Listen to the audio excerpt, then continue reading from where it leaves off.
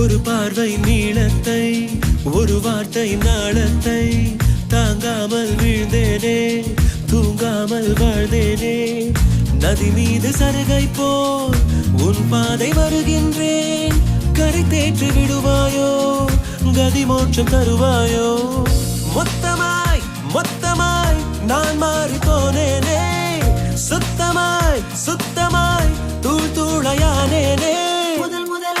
முதல் முதலாக பரவசமாக பரவசமாக வா வா வா அன்பே.